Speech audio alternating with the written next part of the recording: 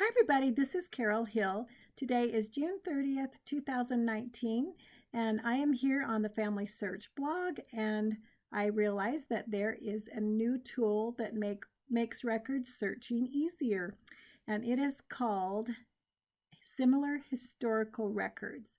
And you can come to this blog on Family Search, but let me just show you, it's a really cool feature and not very hard to learn about. So I'm going to go over here to Family Search. This is a ancestor Berrien Folsom, and the way you want to do to be able to see similar historical records is go over here to search right here. As you can see, there are some records here that I could attach, but let me show you what this new feature is.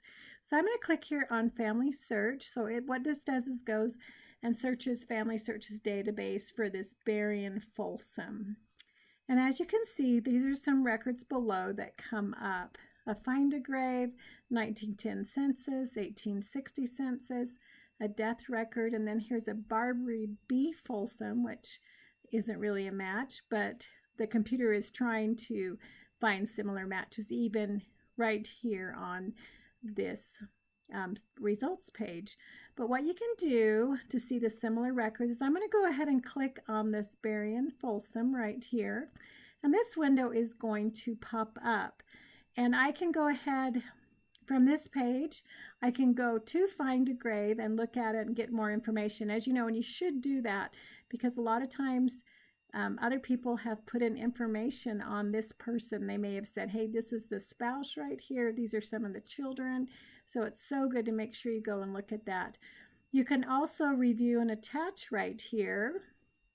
And then as you can see, when you come down, here is the similar historical records. And so what this is doing is it's going to go ahead and try to find similar records with this Berrien Folsom. So this is a new feature right here. So what I would do, also one thing, is just you can see there's this arrow over here on the right. And so you can actually go to some of these records, like here's the 1910 census. The next one is the 1860 census, and this is actually in the same order as we saw there on the first page. But they've tried to make it easier so that these records come up easier to find, and you can see the similar records. So let's go back, though. So that's just something new too I haven't seen before.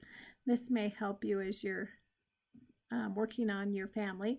But if I wanted to attach this and then be able to see this next record, if I didn't notice this arrow, they're kind of coming up with new things. But what I could do if I wanted to attach this, I would go ahead and use this new thing right here, this open in a new window.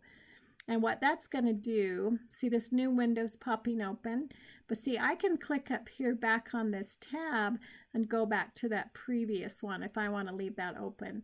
So I would go ahead and I would attach this record, review and attach. I'm not going to do that in this video. And then when I got done with that, this would be all done, and I can just click back on this window, and then I can go ahead and click here on this similar historical record. I guess what's nice about this is you don't have to go back to that main search page. You can just do it all right here, or you can also go through them right here on this arrow. So that's just a couple things. Last thing I wanted to show you really quick too is one thing I learned. The other thing I saw that you can do is I'm going to go ahead, I'm clicking on his sources that I already have attached. And I don't know if you can see this 1880 census. Look at his name, Berrien Folsom. If I want to go ahead and view this source, I know this is the same person. What's really neat now, I just saw this today, is you can edit this name. So this is awesome. So this will help others when they're searching. So you just click here on this edit, and this says we're going to improve the name is what Family Search says. So I can go ahead and type Folsom here.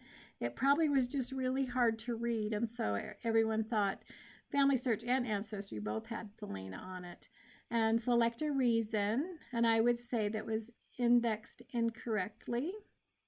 Well, and you can look here at the document too. I'm not going to bring that up, and you can zoom it in and see what the problem was. And then there's an optional note, and it says highlight the full name Why do I need to highlight? Let's look at that. Highlighting the name on the original document will help others understand what name you are correcting. So it'll just highlight it on the document.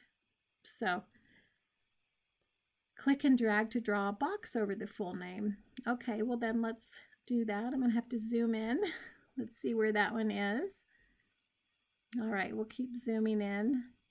Okay, so it's right down here. Do you see that? So I am going to draw the box. As you can see, it probably is Folsom. It was just really hard to read. So I'm going to go ahead and draw that box around it. So that's going to highlight the name and tell people that it's not that name. It should be Berrien Folsom. All right. And then it says that is going to go ahead. Look how it changes right there, and it'll make it more searchable for others. And you can actually edit that too. So anyway, that's something else too, is just being able to edit the index name. Anyway, hope you're having a great day, and let me know if you have any questions on that.